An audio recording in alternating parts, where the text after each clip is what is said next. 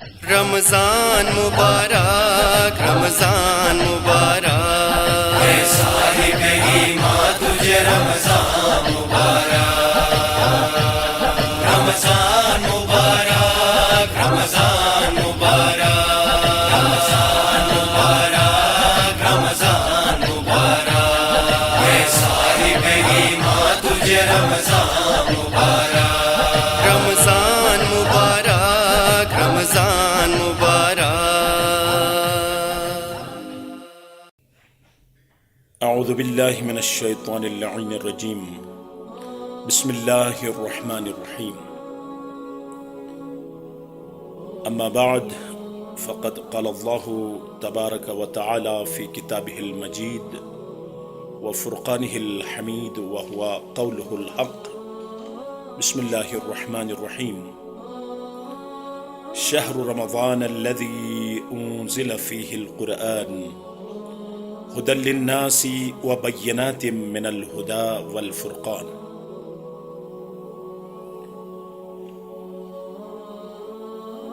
ناظرین محترم، ماہ مبارک رمضان کی آمد ہے۔ 12 مہینوں میں افضل ترین مہینہ ماہ رمضان ہے۔ خالق لا یزال اپنی مقدس کتاب میں ارشاد فرماتا ہے کہ شہر رمضان الذی،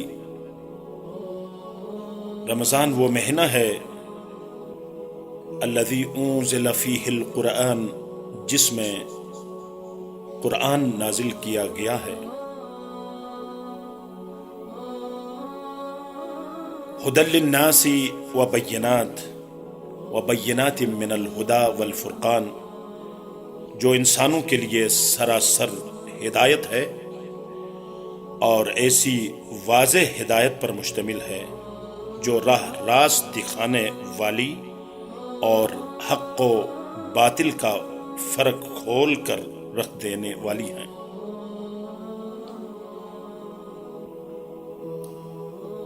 تاجدار انبیاء، سردار اولیاء و اوصیاء محمد مصطفیٰ صلی اللہ علیہ وآلہ وسلم خطبہ ارشاد فرما رہے تھے، اور دوران خطبہ فرمایا، سبحان اللہ ماذا تستقبلون، سبحان اللہ ماذا تستقبلون، سبحان اللہ ماذا تستقبلون، 3 مرتبہ تکرار کیا۔ پاک و منزہ ہے وہ خدا، پاک و منزہ ہے وہ خدا۔ آپ یہ جانتے ہیں کہ کون آ رہا ہے اور کس کے استقبال کے لیے آپ جا رہے ہیں۔ جب 3 مرتبہ تکرار کیا تو اصحاب نے تعجب سے کہا اور پوچھا، یا رسول اللہ، وحی نزل او عدو حضر؟ اے رسول خدا، آپ 3 مرتبہ تکرار فرماتے ہیں کہ آپ کون آ رہا ہے اور آپ کس کے استقبال کے لیے آپ جا رہے ہیں؟ آیا کوئی جبرائیل نازل ہوا ہے وحی لے کر، یا کوئی دشمن نے حملہ کیا ہے کہ ہم پر جہاد واجب ہوا ہے تاکہ ہم اس کی استقبال کے لیے جائیں؟ تو پیغمبر اسلام نے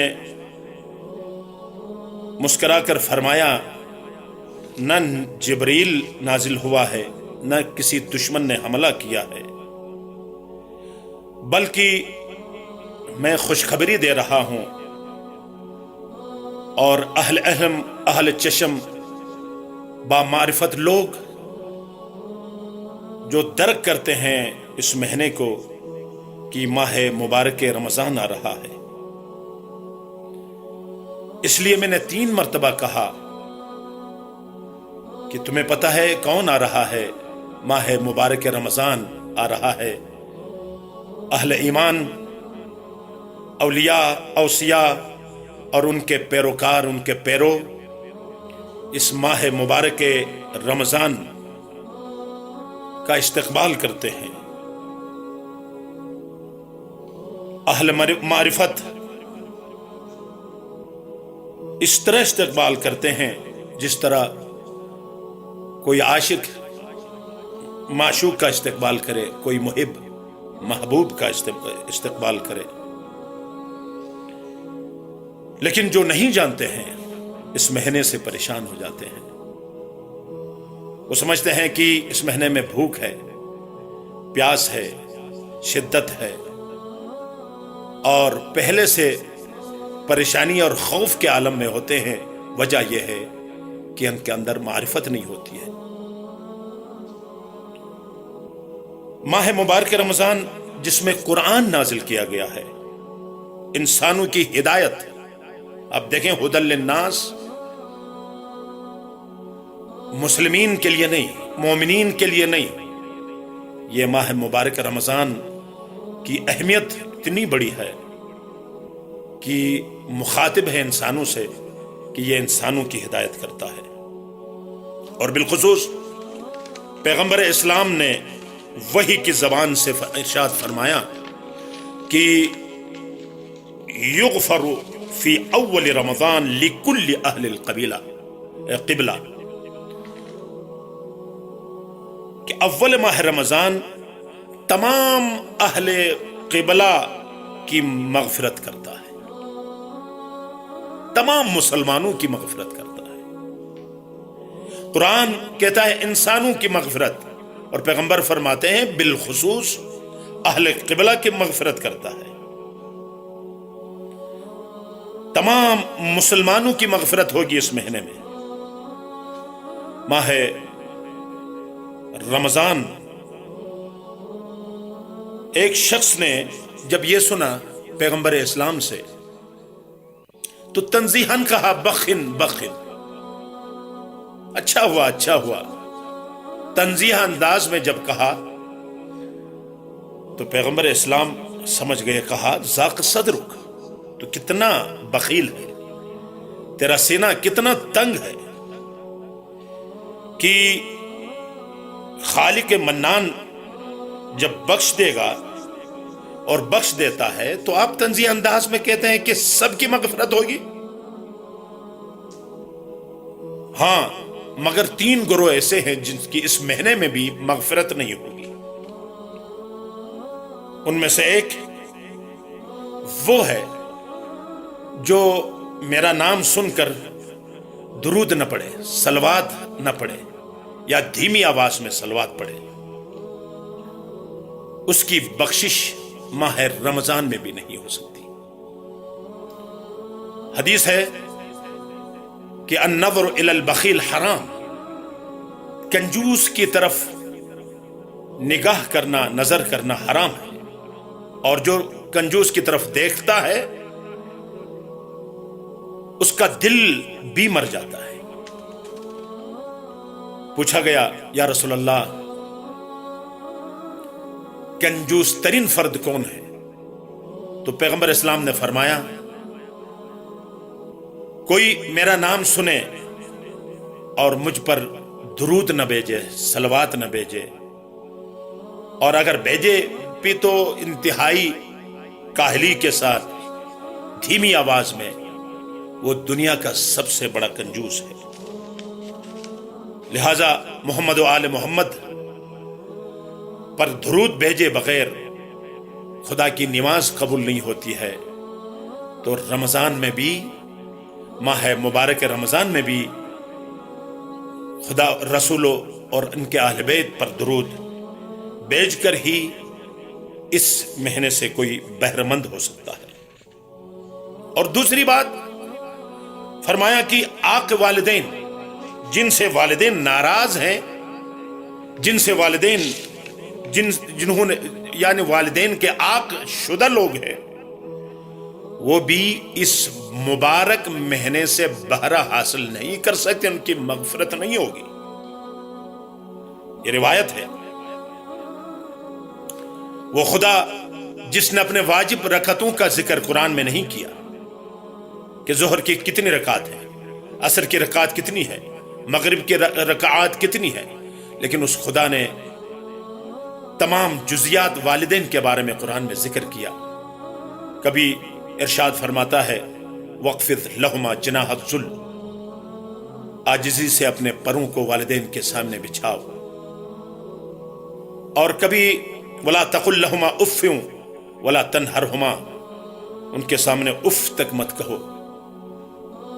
اور کبھی رب ارحمهما كما ربياني صغيرا، کبھی ارشاد فرماتا ہے، اور یہاں تک کہ ایک ایک آہ کو بھی قرآن میں ذکر کیا کہ سورہ احقاف کی 15ویں آیت ہے وَوَصَّيْنَا الْإِنسَانَ بِوَالِدَيْهِ إِحْسَانًا حَمَلَتْهُ أُمُّهُ كُرْهًا وَوَضَعَتْهُ كُرْهًا حَمْلُهُ وَفِصَالُهُ 30 شهرًا، اور یہاں تک بتایا کہ ماں رنج کے ساتھ اپنے فرزند کو رحم مادر میں رکھتی ہے، وہ بھی قرآن میں ذکر ہے۔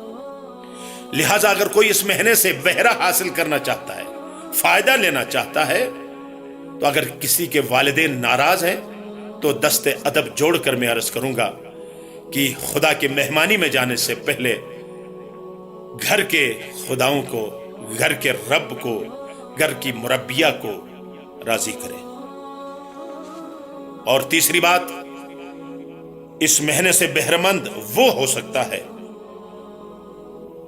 کہ جو اس مہینے سے استفادہ کرے، بہرمند ہو جائے۔ ہاں، ماہ رمضان ایک سمندر ہے، ایک بحر بے کراں ہے، لیکن ایک غبارہ اس سمندر کے اندر ایک غبارے کو چھوڑ دیں جو بند ہے، سمندر میں ہوگا لیکن ایک قطرہ پانی سے وہ استفادہ نہیں کر سکتا۔ اسی طرح بہت سے ایسے بدبخت لوگ ہیں کہ اس مہینے میں بھی اپنی بخشش کے لیے خدا کے اس مہمانی میں، جہاں خدا میزبان ہے اور ہم مہمان ہیں، آنے سے کتراتا ہے اور چھپ چھپ کر ماہ رمضان کے روزے توڑ دیتا ہے۔ اس نے روزے نہیں توڑا، اگر کائنات کا ہر وجود روزہ ترک کرے، خدا کی ذات کے لیے کوئی مسئلہ نہیں ہے۔ ہاں، جس کو توفیق ہوتی ہے وہ اس مہینے میں روزہ ضرور رکھتا ہے۔ لہٰذا میں دعا کرتا ہوں پروردگار کہ اس مہینے میں، اس ماہ مبارک میں، انشاءاللہ میں اس ماہ مبارک کی عظمت، منزلت آپ کی خدمت میں عرض کرتا رہوں گا۔ اور آج میں صرف یہی آپ کی خدمت میں عرض کرنا چاہتا ہوں کہ استقبال کریں، ماہ مبارک رمضان آ رہا ہے، اور خود پیغمبر نے تستقبلون کا لفظ استعمال کر کے ہمیں بتایا کہ اہل معرفت استقبال کرتے ہیں، اور جاہل اور بے معرفت اس مہینے سے ڈرتے ہیں، خائف ہوتے ہیں۔ پروردگارہ، ہم سب کو یہ توفیق عطا فرما کہ ہم اس مہینے کا اس طرح استقبال کریں کہ جس طرح کوئی عاشق اپنے معشوق کا استقبال کرتا ہے، کوئی محب اپنے محبوب کے لیے تڑپ کر استقبال کرتا ہے۔ یہ عید ہے، ہر دن عید ہے، ہر رات لمحے خوشی ہے۔ انشاءاللہ تعالیٰ میں آپ کی خدمت میں عرض کرتا رہوں گا۔ خدا ہمیں ماہ رمضان کی آمد کا استقبال دل و جان سے کرنے کی توفیق عطا فرمائے۔ والسلام علیکم ورحمۃ۔